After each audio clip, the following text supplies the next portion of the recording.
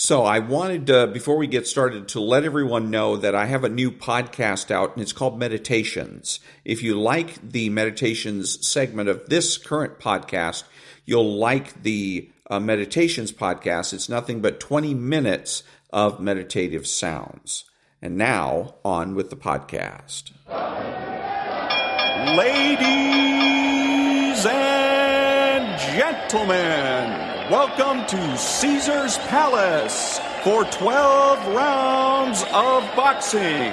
In the red corner, from Los Angeles, California, wearing the red trunks with the gold trim, weighing in at 125 pounds, the lightweight champion of the world, Danny Little Red Lopez. Well, Bill, our winners get a home theater receiver. That's right. Experience the full potential of high-definition video with this 72-channel digital home theater receiver from Yamaha. But wait, that's not all. They also get a 5.1-channel surround sound system from Mirage.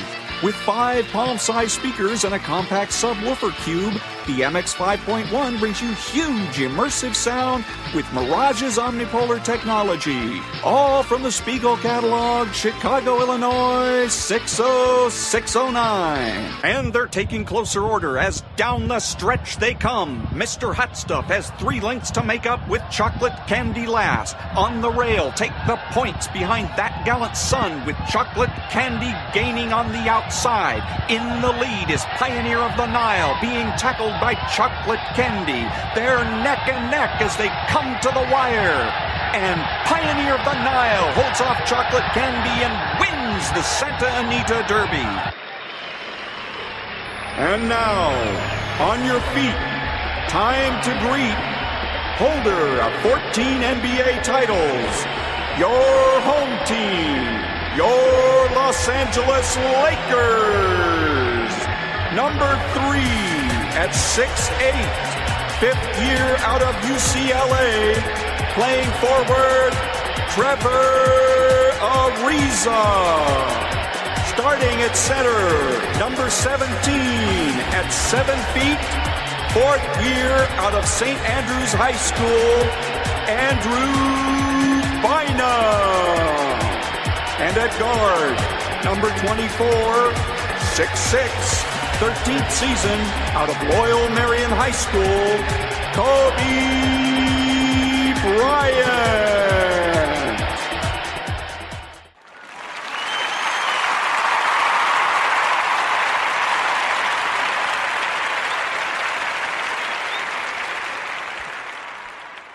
I was at a casino, I was standing by the door,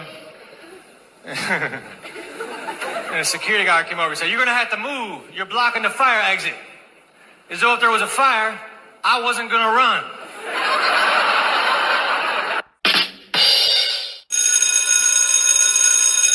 Good morning. It's Tuesday, Trump Tuesday, August the 5th, and this is The True Conservative. Welcome to all the butchers, bakers, and candlestick makers out there. I'm Ron, your host, and the only true conservative in the United States today. So today, after the Serenity Prayer and the patriotic song of the day, we will have Varney and Company, meditation, motivation, my take, and Donald Trump. All that and more when I get back.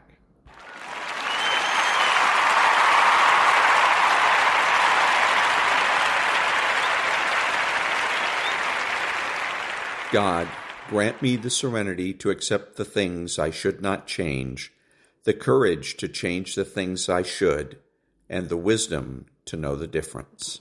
Amen.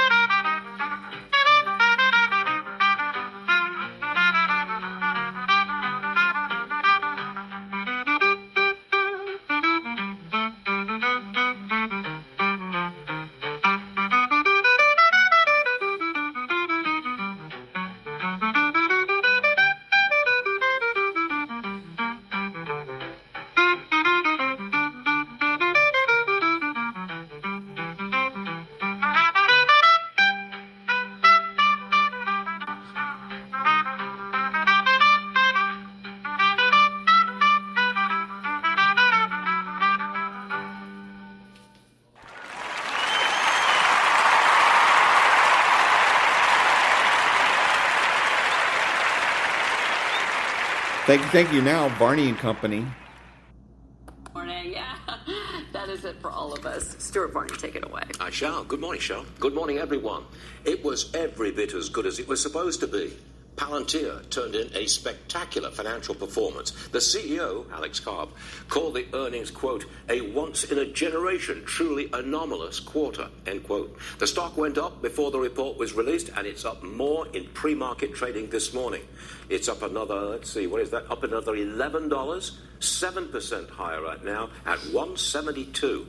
That is helping the tech-heavy NASDAQ. The Dow down ever so slightly at the opening bell, S&P up ever so slightly at the opening bell, but the NASDAQ probably up in the region of 1/3%. Palantir is helping, and so are the rest of the tech stocks. Interest rates also helping stocks. Treasury yields at lower levels. The yield on the 10-year, 4.21%. As for the 2-year, the yield there, 3.71%. Not that much change for Bitcoin. We're looking at $114,000 per coin, 113.9 right now. Politics. Senator Elizabeth Warren joined Zoran Mandani in New York Monday. They're trying and succeeding in driving the whole Democrat Party to the left. Warren picked up on Mandani's call for affordability. She wants to make that the main theme for the National Party. At this point, the power and influence of the left is on the rise. The Attorney General, Pam Bondi, she's ordered an unnamed federal prosecutor to start legal proceedings in the alleged conspiracy to tie Donald Trump to the Russia hoax. Bondi believes there is, quote, clear cause for deep concern, end quote. On the show today, reorganizing the Agriculture Department. What does that mean? Cutting several layers of management and moving 2,600 federal workers out of D.C. They'll go to regional hubs around the country. The Fed is decentralizing. And yes, we will revisit the great jeans controversy. The woke crowd called the ad racist. It encouraged the male gaze. Oh, you can't have that. It has backfired. The jean maker stock went straight up. Call this another defeat for wokeism. This is a cultural shift. And it is Tuesday, August the 5th, 2025.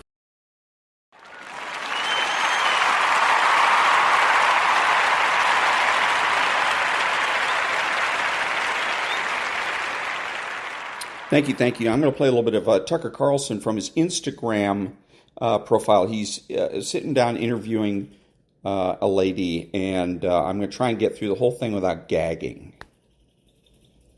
He's the Attorney General. Kash Patel runs FBI. Dan Bongino right beneath him. What should they immediately disclose, stop efforts to hide about the Oklahoma City bombing 30 years ago that could resolve all these questions? Like, what should we know that we don't? Release the videotapes of the bombing. Yeah. Let America see this movie. The Boston Marathon bombing has spun out a whole spiral of possibilities that the older brother, the one who was killed, was an FBI undercover operative. And Dana Rohrabacher, he pressed a House investigation into the Oklahoma City bombing and the possible German connections. I mean, looking, among other things, at Andreas Strassmeyer. He continued to look at this same picture after the Boston Marathon bombing and just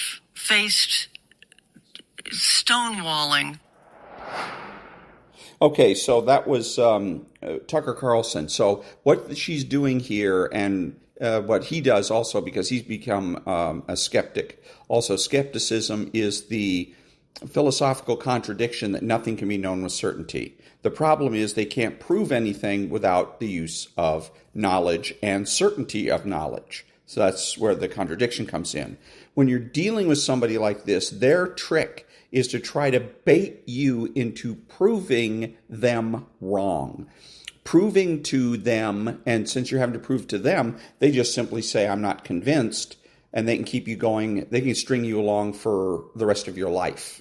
It's a trick. It's absolutely a trick. They want to bait you into making an argument you really shouldn't make.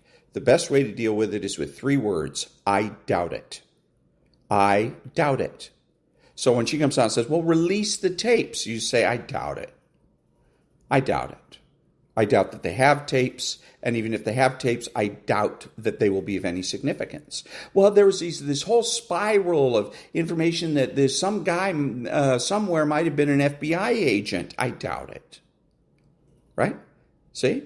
That keeps you out of the proof business, because skepticism is always about burden of proof, trying to shift the burden of proof to a place it doesn't belong. They never come out and say, I know for a fact that things happen differently than the official version. For instance, the John F. Kennedy assassination. None of the skeptics will come out and say, I know for a fact that he was assassinated by somebody in the grassy knoll. They never say that. What they say is, it's possible. And they want to bait you into trying to disprove that. And the burden of proof isn't on you, it's on them. And the way to shift that burden of proof onto them where it belongs is with the 3 words, I doubt it. So remember, when you're dealing with skeptics, the 3 best words to use with them is, I doubt it. Back in a minute.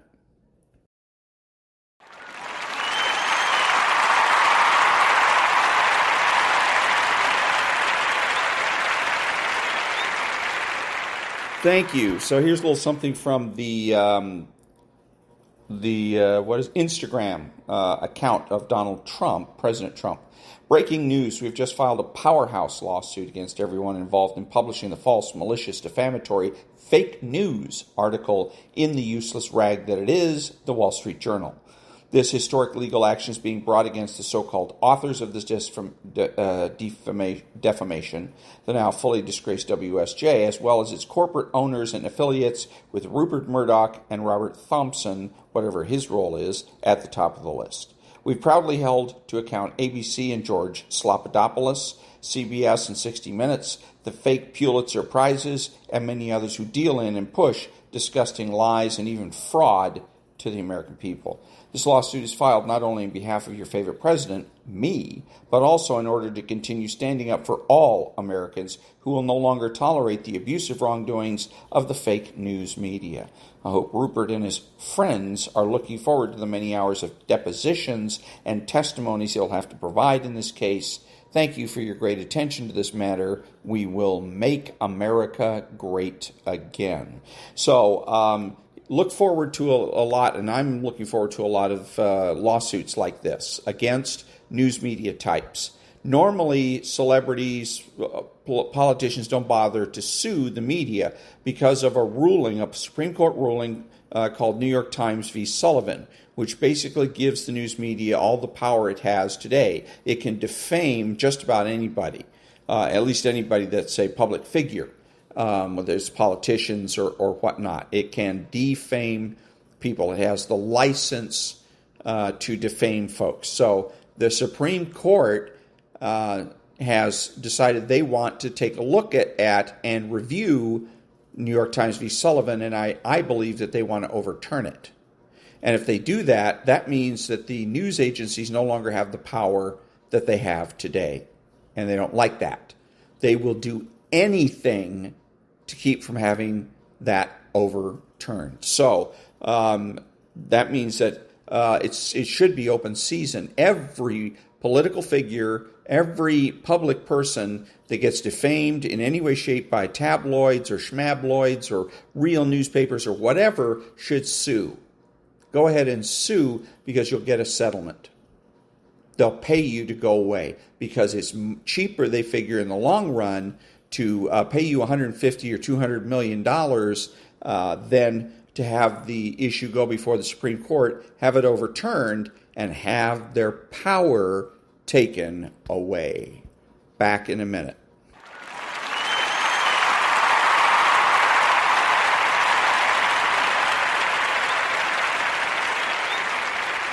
Thank you. So as far as the Palestinian state issue is concerned, there's a lot of people that are gnashing teeth and saying, oh, no, we can't have this because it's a threat. There's something in Real Clear Politics or the American Thinker about that here, let's see if I've got the headline here on American Thinker. Palestinian state is a threat to all of us, which is a joke because it betrays the fact that the author doesn't know really what's going on here, that the real enemy of Israel is not the Palestinians or the Arabs or anybody, it's the news media.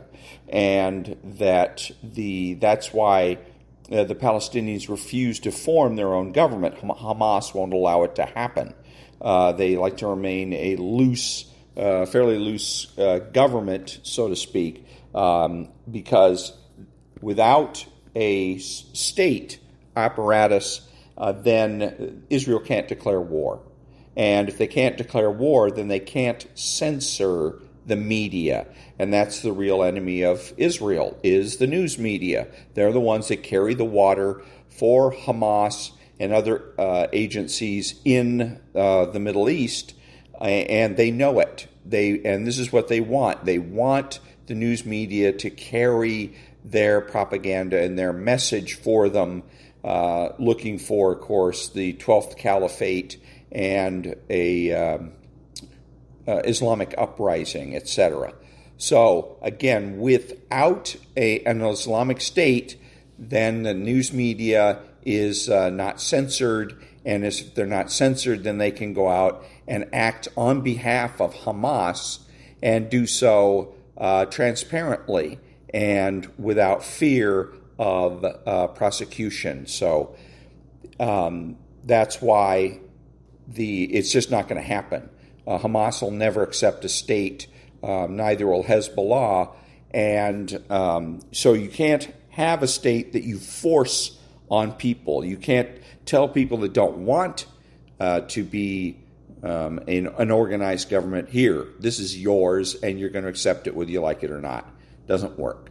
So again, Mr. Arthur Schlepper or Schleger or Sloper or whatever his name is, Palestinian state is a threat to all of us, doesn't know what he's talking about. Back in a minute.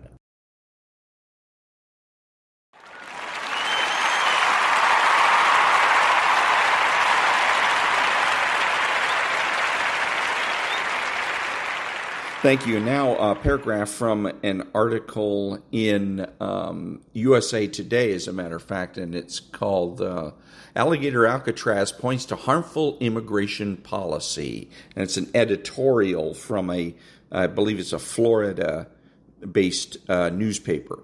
We believe the current approach to immigration enforcement is harming our system of laws, civil liberties, and the nation itself. Taking glee in the idea that any detainee who successfully escaped the detention center in the Everglades could be eaten by alligators is a sign of how mean-spirited those efforts have become. So, yeah, that's right, and there's nothing you can do about it. You have no power, no authority, and you can't win. And the funny thing is about this, that the Democrats could have owned this country on the immigration issue if they had been simply been competent. That's the reason that they can't win, is that they are flat out incompetent. They don't know what they're doing. They couldn't find their ass with both hands. They're stupid.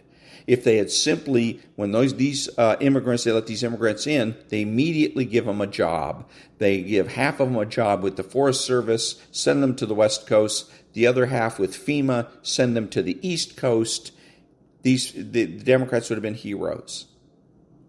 Okay, they would have been pumping billions of dollars into Social Security to shore it up, while at the same time rescuing American citizens from the ravages of their idiotic environmental policies. So it's on the Democrats. The Democrats failed. It was a failure of vision. It was a failure of intelligence. It was a failure, a moral failure. A failure of courage, but a failure all the way around. They're in the minority, and nobody wants to vote for them anymore, and it's their own damn fault. Back in a minute.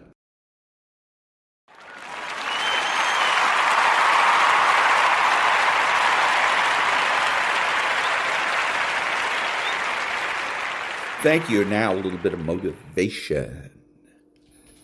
Every successful person has the habit of doing the things failures don't like to do. successful people do what they have to do, whether they feel like it or not. It doesn't matter how you feel. It doesn't matter if you're tired. It doesn't matter if you're overwhelmed. You find out a fucking way to overcome that challenge, and you make that shit happen. Productivity is never an accident. If you do it on Monday, Tuesday, Wednesday, Thursday, Friday, Saturday, Sunday, every single day, if you keep grinding, you will make your dreams a reality. But you gotta be obsessed with it. I need you to know that the stuff that you want, millions of people want the same thing you want and will never get it. So why, you, and how? Only one way. Total immersion. Become a freak. Guys, I want to crack you open, and I want to see that you're crazy, because only crazy people make it. Why are you staying on the basketball court so much? Because I'm trying to get it. Why are you out there practicing in the hot sun when ain't nobody else out there? Because I'm trying to get it. The more weird you are is a reflection of how committed you are to focusing on your molding and shaping and developing your ideas and your craft so that when it's time for you to make your rounds, you're going to fly. I used to be upset because I wasn't getting where I wanted to get to, and then I realized you're not devoted to it. You're not giving 120%. You need to devote, which means you get all your energy, all your time, all your resources to a specific thing. You cut everything off. Focus. Dive into something with more passion, with more dedication than you have ever done in your entire life. You need to work the hours no one else is willing to. You need to study harder than anyone else is willing to. You need to put more effort in on that project than anyone else would even think to. Because you're not aiming to meet people's expectations. You're aiming to amaze them. You can only become the best by outworking everybody else. Your level of dedication determines how far you will go. You have to develop yourself and keep improving your game when everybody else is taking time off, relaxing. It is the days you don't feel like doing it, but you look at your wife, you look at your kids, you look at the country, and you realize that I am where I am because of other people's sacrifice. I got to get up and make it happen, even though I don't want to get up and make it happen. To live the life only 1% of people do, you have to do what 99% of people won't.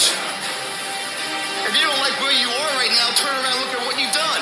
You've built every single step to create this. No accidents. Just taking the easy road too many times, not getting up, not going for that extra rep, putting that extra mile in, the little inches of life that add up to be first place or forgotten. The only thing you do for success is sweat, it's blood, it's tears. There are no shortcuts to success. Stop thinking there are. And stop wanting people to put you somewhere you didn't earn. You want the lifestyle, but you don't want to earn it. You got to earn this. There is a price tag to greatness. You will have to work for every single thing you get. And you got to work every single day. I need specifics. What are you doing on Monday? What are you doing on Tuesday? What are you doing on Wednesday? If you're going to get your personal freedom, you gotta go get it. You gotta go earn it. They ain't giving it away. The dream is real, but the lifestyle is realer. You want your dream to go on sale, it's never gonna go on sale. But if you want to be average, they giving the average out. They got discounts on goods. But if you want to be great, you gotta pay blood. You gotta pay sweat. You gotta pay tears. And you gotta pay every single day, every single time. There are no shortcuts to greatness. To be great, there are no days off. You cannot cheat success. You gotta work for it. You gotta breathe it. You gotta sleep it. You gotta eat it. You gotta put forth 120%. It takes dedication. It takes time. It takes effort. It takes obsessive, compulsive, ridiculous amounts of effort. I realized I was on the right path because it stopped being easy. I'm tired as hell, but I'm not going to complain because this is what I signed up for. So I'm going to smile with goddamn tired eyes and realize everything I'm doing on a daily basis is for a reason. You have to want it enough to give your all for it. There are no free lunches in life. You eat what you kill. Don't expect anyone to give you anything.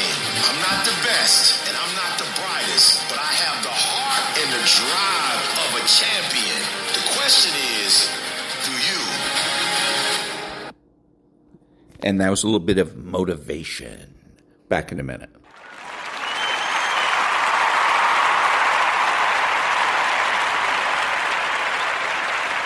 Thank you. Now a little meditation.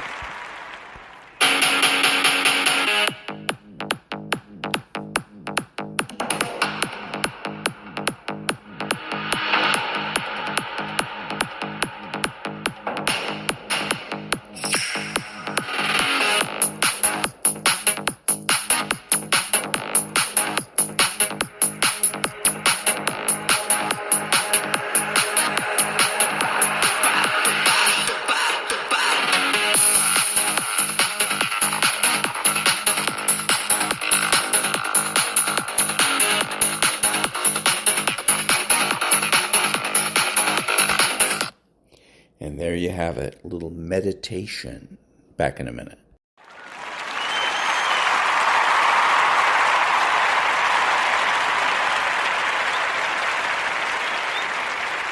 Thank you. And now, Stuart Varney's My Take. The Democrat Party has yet to go full socialist, but it is moving in that direction.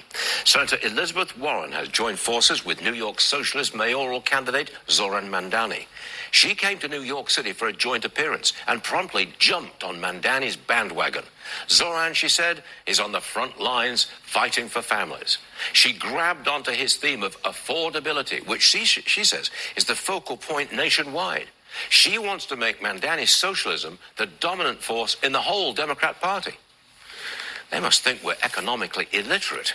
Free buses, free childcare, free health care for illegals, all in the name of affordability. Who pays for that? Or the billionaires, of course. Oh, please, come on. Free stuff doesn't make New York affordable. Government-run stores doesn't make groceries more affordable. Taxing billionaires and business doesn't raise enough money to pay for it all. It just pushes people and jobs out of the city. But this is what Warren wants for the Democrat Party, not just in New York, but nationwide. She and Mandani and Bernie and AOC have momentum. You don't see moderates or conservatives, blue dog Democrats, you don't see them making headlines. And the establishment, well, they don't know what to do. New York Governor Hochul, House Minority Leader Jeffries, Senator Gillibrand, they're trying to keep their distance. And Senator Schumer, well, he's just plain terrified of being primaried. We're looking at the takeover of the Democrat Party. It has started, and the momentum really gets going if, as is likely, Mandani wins. New York then becomes the great socialist base, and Mandani becomes a socialist missionary traveling the country just in time for the midterms. I've got one related story here. It's about Democrats' loyalty to America and liking America. The far left organized a conference in Mexico City. Several Democrats attended. One of them, Representative Delia Ramirez from Illinois, said this: "I want to finish by saying a few words in Spanish because I am Guatemalan with great pride before I am an American." She's a Guatemalan before she's an American, even though she has sworn to protect the Constitution. If the Democrat Party saddles itself with socialism and hostility to America, they're going to lose. Second hour of Varney just getting started. And that was Stuart Varney's My Take. Back in a minute.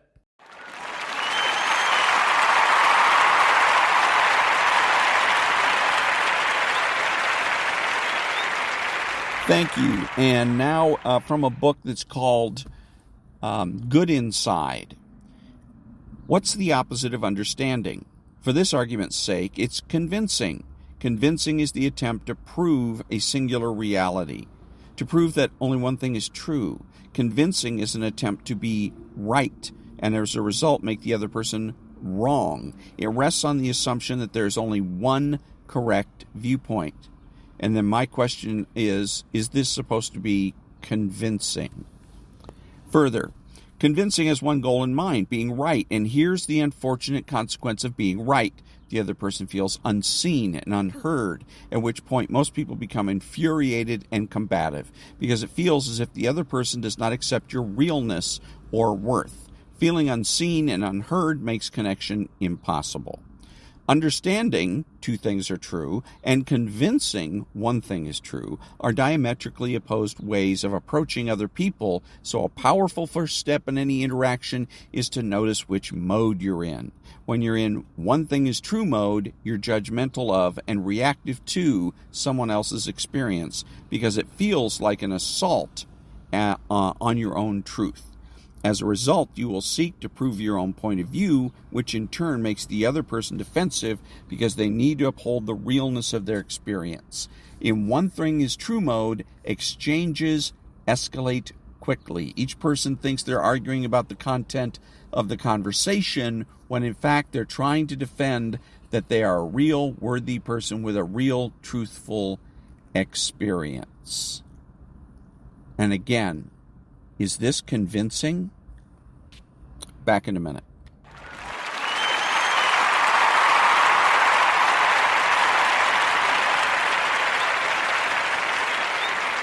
Thank you. Now a little bit of Bill O'Reilly. Jasmine Crockett, Congresswoman from Texas, another outrageous display. I usually don't bother with this woman.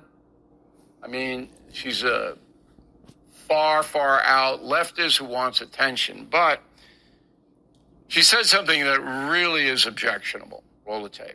Listen, Donald Trump is a piece of okay, we know that. Yes, he is. But in a functioning democracy, he still would not be able to get away with this. But he's been able to get away with this because the House Republicans are complicit. Okay, so I don't care about her opinion, but calling the President of the United States a piece of S. Where is the House Ethics Committee? This is the second time this summer. The first time was Ocasio-Cortez calling for the impeachment of Trump while U.S. pilots were engaged in bombing Iran. Where is the House Ethics Committee on this? You have a sitting congresswoman calling the president that name? So the guy is named Michael Guest from Mississippi, Republican. He's the chair of the House Ethics Committee. And he doesn't care. We contacted him, doesn't care, not cooperating with us. We invite him on again today.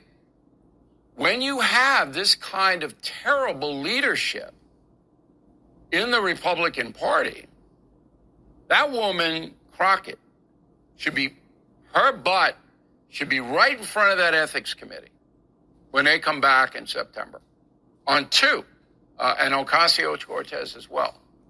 So what does this guy Guest think is going on? What exactly is your job, Congressman? If this isn't a violation of House ethics, then nothing is. And that was a little bit of Bill O'Reilly. And the key part here is he says, in the very beginning, I don't normally have Jasmine Crockett on my show. So why does he do it? Simple. Money. Greed. Non-profit news now. Back in a minute.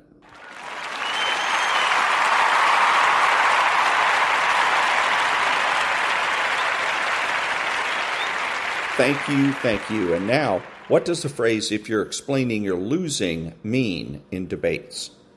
This was said by Ronald Reagan, speaking of political campaigns. From the perspective of your audience, if you have to explain yourself, you come off looking desperate to convince. As a consequence, you lose the high ground. From a more philosophical perspective, when you have a clear conscience and strong conviction towards the positions you take, your values, truth, and direction, you don't need the opinions or consent of others. As a consequence, you don't need to explain yourself. However, if you yourself are not convinced of the validity and truth of your position, or you can't fully justify your choices, then you continue to expel words in an attempt to create the illusion of certainty. Back in a minute.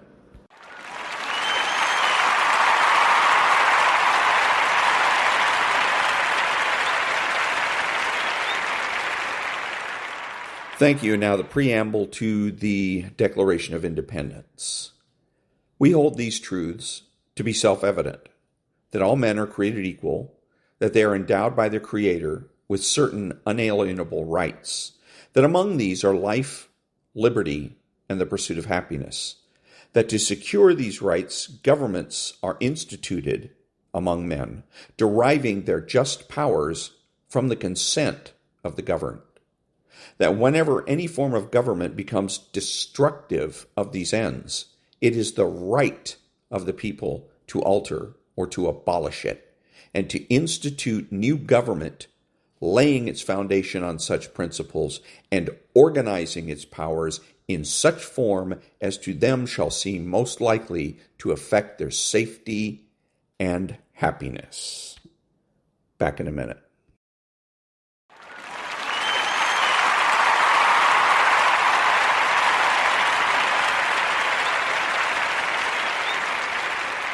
Thank you. Now, Donald Trump.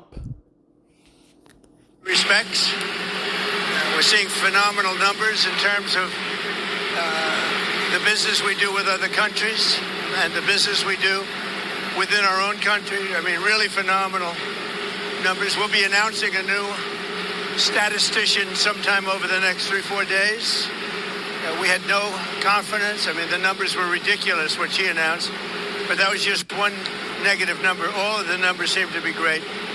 And so we'll see how that comes out. And if you remember, just before the election, this woman came out with these phenomenal numbers on Biden's economy. Phenomenal numbers. And then right after the election, they announced that those numbers were wrong. And that's what they did the other day. So it's a scam, in my opinion. My opinion is it's just additional scam. On Russia, Mr. President, can you say, have those nuclear submarines been deployed yet to face Russia? I've already put out a statement, and the answer is they are in the region, yeah, where they have to be. Can you say what Steve Witkoff's message will be to the Russians? Is there anything they can do to avoid sanctions at this point? Yeah, get a deal where people stop getting killed. They had a number that just came out that a tremendous number of Russian soldiers are being killed. And likewise, Ukraine, a lower number, but still thousands and thousands of people. And now we're adding towns where they're being hit by missiles. So it's a lot of people being killed in that ridiculous war. And, you know, we stopped a lot of countries from war, India and Pakistan. We stopped a lot of countries. And we're going to get that one stopped, too. Somehow we're going to get that one stopped. That's a really horrible war. You heard about Cambodia and Thailand. We got that one done. We got the Congo, which was going on for 31 years. Rwanda. That one's done. We stopped a lot of wars. This is the one we seem to be...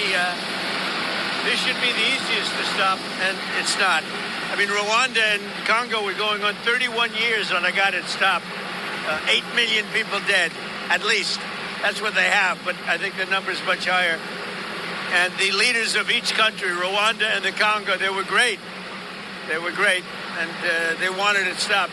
31 years it went on. We stopped a lot of wars. Serbia, Kosovo was going to be happening, and I don't believe it will now, so we stopped that one too. Yes. You said you had more of an update to give us on Gaza, on the Gaza Strip. Can you give us any... Only we want the people fed. And we're the only country that's really doing that. We're putting up money to get the people fed. And Steve Witkoff is doing a great job. And we want Israel to get them fed. We're giving some pretty big contributions, basically to purchase food so the people can be fed. We don't want people going hungry, and we don't want people to starve. And there's some bad things happening. Do they see evidence of a genocide in Gaza? I don't think it's sad. Look, they're in a war.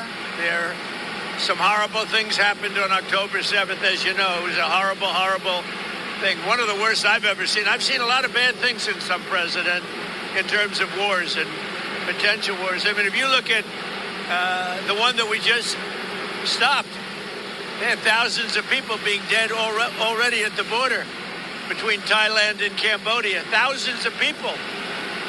And I mean, I've seen some bad things, but that October 7th, with Hamas was really, really bad. Mr. President, can you give us an update on Steve Witkoff in Russia, and what happens on Friday if the deadline comes and Russia has not agreed to a ceasefire? Well, there'll be sanctions, but they seem to be pretty good at avoiding sanctions. You know, they're wily characters, and they're pretty good at avoiding sanctions, so we'll see what happens. But Steve is focused right now on the border in terms of, we're talking about with Gaza, getting people fed.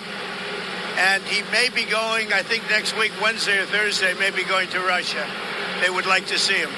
They've asked that he meet, so we'll see what happens. Mr. President, what advice do you have for Republicans on Capitol Hill heading into midterms? What do they need to do? What can they do to, hold... Well, one of the things they're going to be talking about pretty soon are the tremendous drop in drug prices. You know, we've cut drug prices by 1,200, 1,300, 1,400, 1,500%.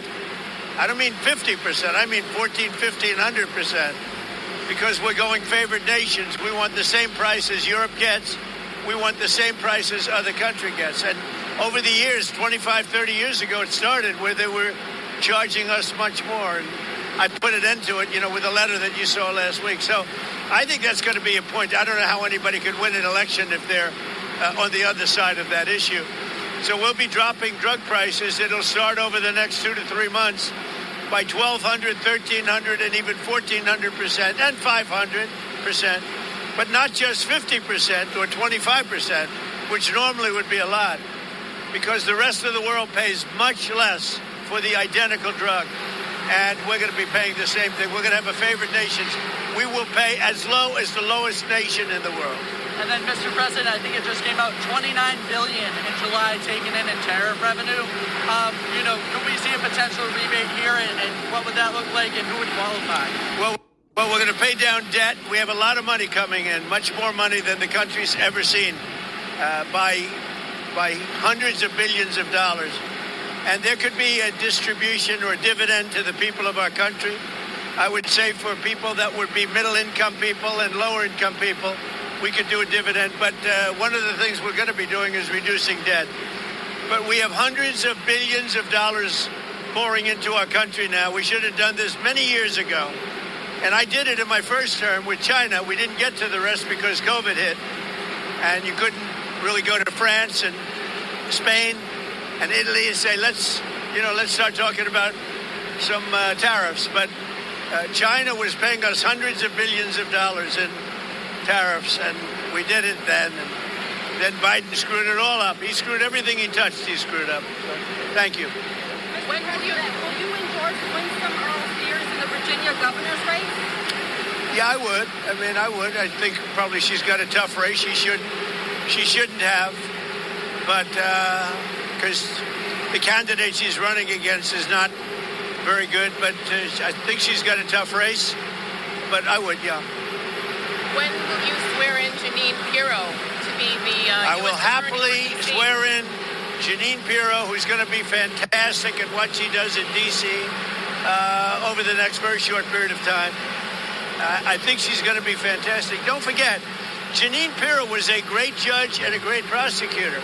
And because she was so good, I was there. She was an amazing prosecutor and judge. And because she was so good, they drafted her into show business.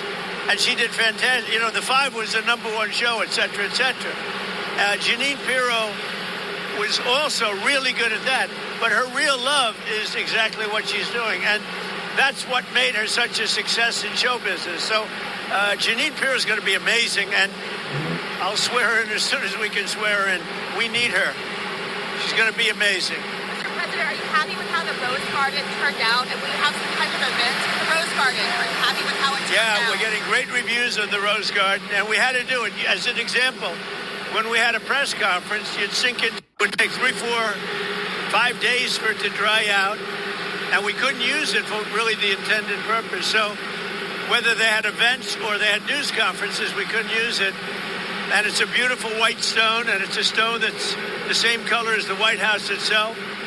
And because it's very white, it's going to reflect the heat. It's not going to be very hot, like if you had a dark stone. So Yeah, we've gotten great reviews on the Rose Garden. Do you have any update on the search for the Federal Reserve Board? Have you been interviewing candidates? No, I have a couple of people in mind. I'll be announcing somebody for the filling of the person that left. A woman left, as you know, who was a Biden appointment. Either Biden or Obama, but I think a Biden appointment. And she left early, and I think she left because she agreed with me on interest rates, and yet they were on the other side of the ballpark, right? So I'll be announcing that probably over the next couple of days. Mr. President, one more on tariffs here. As you continue to, pile up these trade deals, are you kind of gaining more leverage over countries that haven't come out with Yeah, I'm not looking for leverage. I'm looking for fairness. We want reciprocal as much as possible. Sometimes reciprocal would be too much for them to handle because it would be a much bigger number. But we want to see some reciprocity. We want to see reciprocal wherever we can. And all I can say is this: our country will be taking in hundreds of billions of dollars. You just said it. Already we're taking in, billions and billions of dollars. And it was very unfair. The world treated us very unfair. But the next big move is going to be the price of drugs. Because you could buy something in London or in Germany, someplace in Germany or many countries where it's 1/10, 1/3, 1/4, but sometimes 1/10 the price of what it costs to buy it in New York or some other place. And we're not doing that anymore. We're not allowing that anymore. That started many years ago when people were asleep at the wheel in this country, and they allowed that to happen, and I'm stopping it. I'm a UN ambassador. Will that still be a cabinet-level position, sir, or not? I don't know. I haven't determined that yet. That's a good question. I'll make a decision. He's a very good guy, but I'll make a decision. Mr. President, what is your relationship with Laura Loomer? What kind of influence with Laura Loomer? What kind of influence does she have in the White House? I think she's very nice. I mean, I know she's known as a radical right, but I think Laura Loomer is a very nice person. I've known her for a long time. And, personally, I think she's a patriot. And she gets excited because of the fact that she's a patriot. And she doesn't like things going on that she thinks are bad for the country. I like her. Okay? President, after Sydney Sweeney, it came out this weekend that she was a registered Republican. Any thoughts on that? That who was? Sydney Sweeney. She's like a very hot actress right now. She's a registered Republican? Yes. Oh, now I love her ad. Is that right? Is Sydney Sweeney? You'd be surprised at how many people are Republicans. That's what I wouldn't have known, but I'm glad you told me that. If Sydney Sweeney is a registered Republican, I think her ad is fantastic. Okay, thank you very much, everybody. Thank you, Mr. President. And that was Donald Trump, President Donald Trump. Back in a minute.